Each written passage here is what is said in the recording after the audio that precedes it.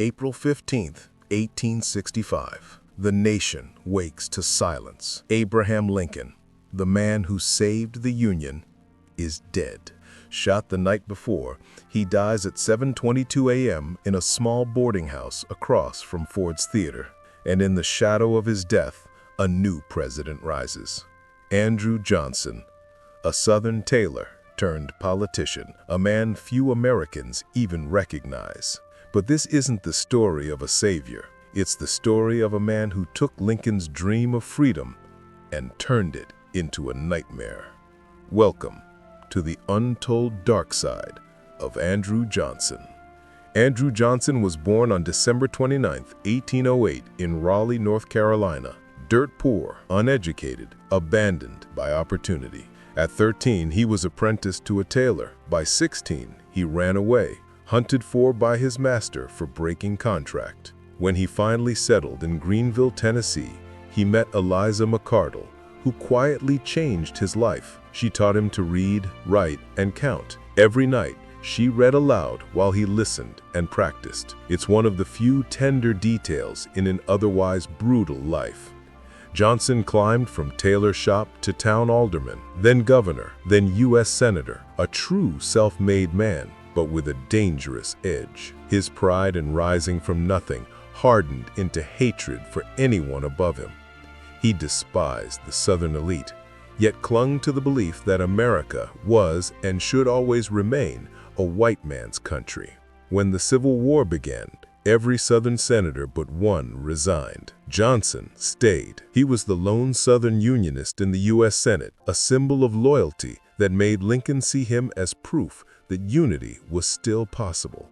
And in 1864, seeking to heal a fractured nation, Lincoln ran under the National Union Party ticket, pairing a Republican president with a Democrat vice president, Andrew Johnson. It was a message of reconciliation, but it would become one of history's most tragic miscalculations. Within hours of Lincoln's death, Johnson was sworn in as president in a Washington still reeling from grief. He began his term speaking of justice, promising to make traitors feel the full weight of punishment. At first, many believed him, but his anger wasn't about freeing the enslaved or defending equality.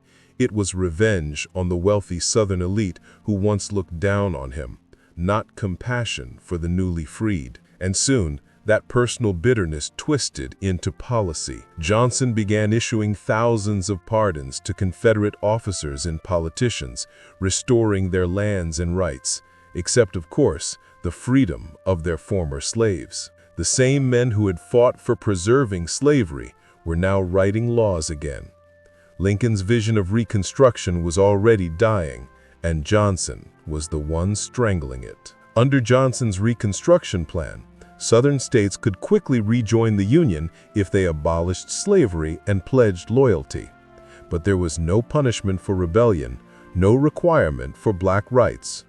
So those states crafted the Black Codes, laws that banned black people from voting, owning land, or leaving employers. They weren't rebuilding freedom.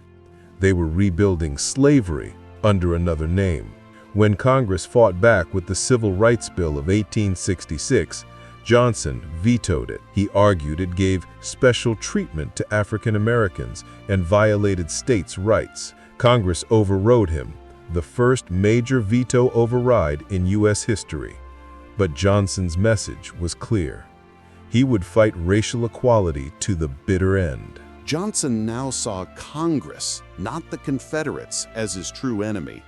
He vetoed the Freedmen's Bureau Bill, which was meant to provide food, education, and justice to freedmen. He removed officials who dared to support Reconstruction. And he took his battle to the people with the infamous Swing Around the Circle tour. It was supposed to rally support, but instead it revealed his rage. In speech after speech, he shouted down hecklers, compared himself to Christ, and accused Congress of treason. Newspapers mocked him as drunk with power and hatred.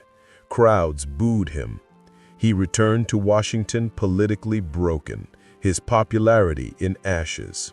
By 1867, Congress struck back with the Tenure of Office Act, limiting Johnson's power to fire officials confirmed by the Senate. It was aimed at one man, Edwin Stanton, Secretary of War and ally of the Radical Republicans. Johnson, defiant, fired Stanton anyway.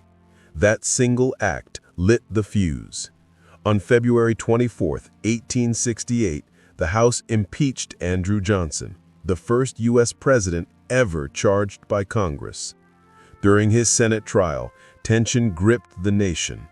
When the final vote was cast, the result was 35-19, just one vote short of the 2/3 needed to remove him. One vote kept him in power. But history would never forgive him. While Washington argued, the South bled.